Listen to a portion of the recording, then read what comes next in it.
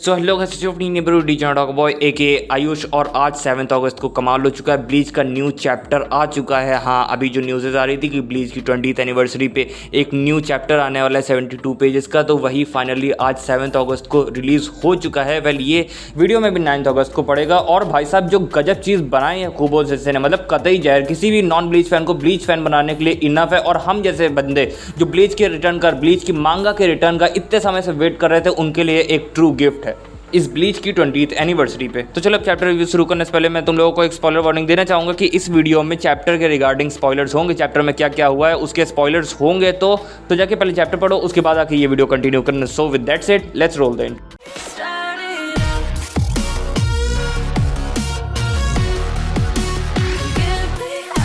तो चलो बात कर लेते हैं पहले कि इस चैप्टर में क्या क्या हुआ। मैं तुम लोगों को शॉर्ट में एक्सप्लेन कर देता हूँ, इसके बाद मैं तुम लोगों को अपनी कुछ थ्योरीज दूंगा रिगार्डिंग द चैप्टर, और इसके बाद बात कर लेंगे कि ये चैप्टर मुझे कैसा लगा। चैप्टर की स्टार्टिंग में ही हमें ओल्डर ओरिहिमे दिखाई जाती है, इचिगो के बेटे की माँ ओरिहिमे दिखाई जाती है। इसके बाद हमें इचिगो और ओरिहिमे का बेटा काजुई इचिगो दिखाया जाता है। और अभी मांगा में हमें काजुई की एज क्लियर नहीं की गई है, पर मेरे हिसाब से वो 10 साल के अराउंड ही होगा, 10 साल से नीचे का होगा या फिर 10 साल के आसपास का ही होगा, क्योंकि जब काजुई ने छू के याओबाज का स्पिरिचुअल प्रेशर खत्म किया था तब वो 7 साल के अराउंड का था। तो मे बी मेरे हिसाब से तो वो 10 साल के नीचे का ही होगा अभी तक। इसके बाद काजुई एक सोल से मिलने जाता है जो मोर लाइक एक ग्रोन मैन की तरह होता है, जो खुद को 15 साल का बता रहा होता है। उसके बाद काजुई उस सोल को एक श्राइन के पास बने छोटे से मॉन्यूमेंट के पास लाता है। उसके बाद वो वहीं पे मॉन्यूमेंट पे 2 बार अपने हैंड्स को क्लैप करता है और 2 ऑर्ब्स आ जाते हैं। और मुझे ये ऑर्ब्स रेत्सु जैसे लग रहे थे, पर अभी तक कुछ ऑफिशियल कंफर्म नहीं किया गया है कि ये ऑर्ब्स एक्चुअल में क्या है। इसके बाद पैनल चेंज होता है, हमें दिखाई जाती है सोल सोसाइटी। इसके बाद हमें दिखाई जाते हैं रुकिया एंड डेंजी उनकी डॉटर इचिका अराबाई के साथ। एंड यहाँ पे इचिका हमें टिपिकल सुंडरे की तरह एक्ट करते हुए दिखाई जाती है। जब वो लोग इकाकू से बात कर रहे होते हैं और इकाकू इचिको के बेटे काजुई के बारे में मेंशन करता है, तब वहाँ पे हमें इचिका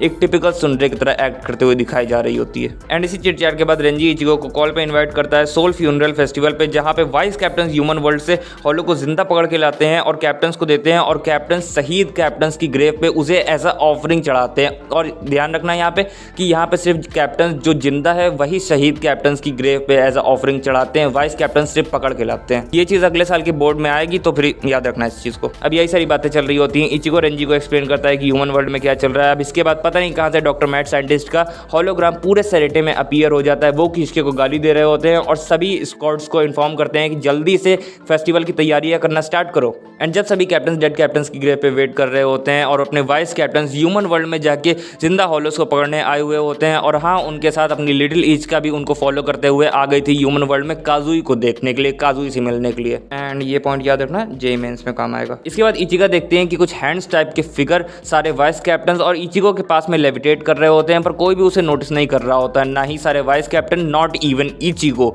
कोई भी उन हैंड्स को नोटिस नहीं कर रहा होता है, अनलेस इचिका शाउट करके चिल्लाती है कि अपने फादर को वार्न करती है कि वहां से हट जाओ। पर तभी जब अपने फादर को रेंजी को वो वार्न करती है, तभी वो हैंड्स रेंजी के ऊपर अटैक करते हैं और रेंजी जाके दीवार में चिपक जाता है। इसके बाद वो हैंड्स इचिको की तरफ अटैक करने के लिए आगे बढ़ते हैं। पर आप इचिको से क्या एक्सपेक्ट करते हो? इस बंदे ने लिटर में एक बार आइजन का मुंह पकड़ के उसे जमीन में घुसेड़ दिया था, तो इचिको से क्या एक्सपेक्ट करते हो? Obviously he slashed every single joint of that hand. And इसके बाद आता है एक ऐसा एनिमी जो किसी ने एक्सपेक्ट नहीं किया था, और मुझे ये काइंडा 8th एस्पार्डा जैसा लग रहा है। वो आके बताता है कि हेल के दरवाजे खुल चुके हैं। वो फोर्स जो सब कुछ जानती है, जो सब कुछ देखती है, वो फोर्स जो हेल का दरवाजा बंद करे हुई थी, वो फोर्स चली जा चुकी है। सास्किया आइजन हैज़ बीन डिसअपीयर। तो बस यही था चैप्टर। एंड यस, सोनन जंप ने ऑफिशियली कंफर्म कर दिया है कि ब्लीच मांगा रिटर्न कर रही है, तीते को भी वापस आ रहे हैं। पर उन्होंने ये भी कहा है कि ये जो ब्लीच मांगा आ रही है इसके चैप्टर्स आएंगे, पर ये चैप्टर्स ना ही वीकली होंगे ना ही मंथली होंगे।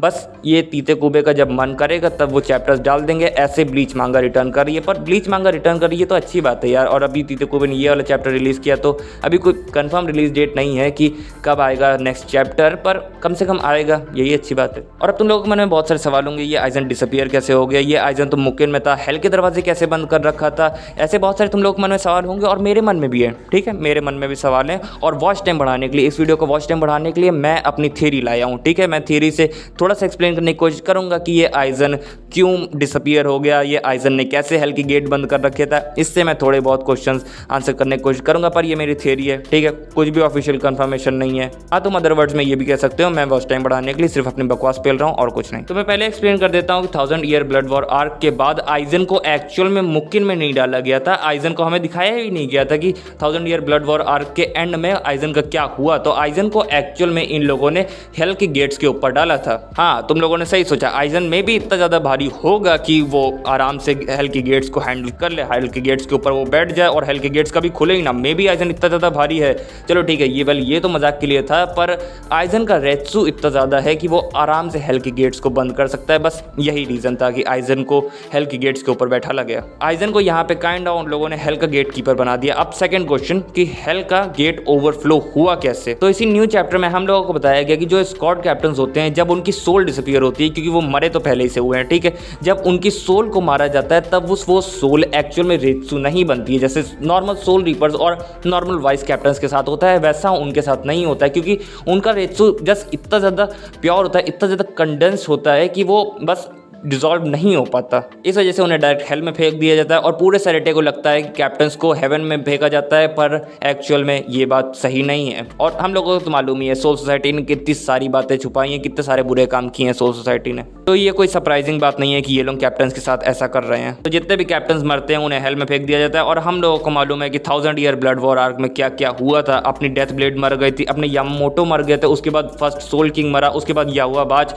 उसके बाद मिमी हागी, आई मीन उकिटाके, जिसके अंदर मिमी आगे था। तो जब ये लोग मरे तब इन्हें हेल में फेंक दिया गया, इस वजह से हेल ओवरफ्लो हो गया। अब तुम लोगों के मन में एक क्वेश्चन होगा कि हमें तो बताया गया है कि ये जो ब्लीच वर्स का हेल डायमेंशन है ये एक इनफाइनाइट डायमेंशन है, तो एक इनफाइनाइट डायमेंशन फुल कैसे हो गया। तो इसका एक बस सिंपल सा आंसर है कि इस हेल में इस पूरे ब्लीच वर्स को बनाने वाला सोल किंग, उसके ऊपर से अपनी डेथ ब्लेड, यामामोटो, याहुआ बाच, ऐसे ऐसे बींग्स को डाल दिया गया हेल में, तो ओवरफ्लो होना तो बनता ही है। और इसी वजह से 1000 ब्लड वॉर आर्क में ही ये हेल के गेट्स खुल जाने थे, पर अपना आइजन बैठा हुआ था, मतलब आइजन ने उस गेट्स को बंद करे हुए था, आइजन उन गेट्स को पकड़े हुए था, इस वजह से वो गेट्स नहीं खुल रहे थे, क्योंकि आइजन का खुद का स्पिरिचुअल प्रेशर रेत्सु इतना ज़्यादा इंटेंस है कि वो आराम से हैंडल कर गया। पर आइजन चला गया, आइजन डिसअपीयर हो गया, इस वजह से वो गेट्स खुल गए। और यहाँ पे तुम लोग ये मत सोचो कि आइजन यहाँ पे मर गया है, यहाँ पे आइजन डिसअपीयर हुआ है। मे बी आइजन वॉक करने गया, आइजन जॉगिंग करने गया और यहाँ पे बताओ ये गेट्स खुल गए। आइजन भी यही सोच रहा होगा कि यार बहुत बोर हो गए हैं, चलो जॉगिंग कर लेते हैं, और यहाँ पे बताओ पूरे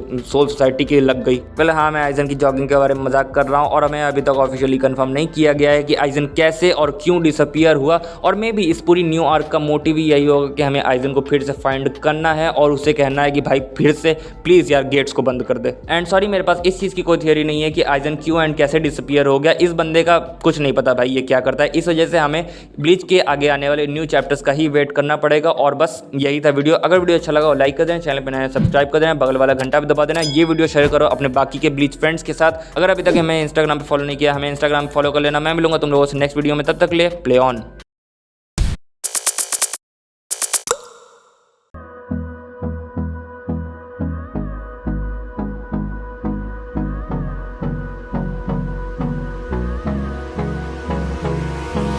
Hold me close till I get up. Time is barely on our side.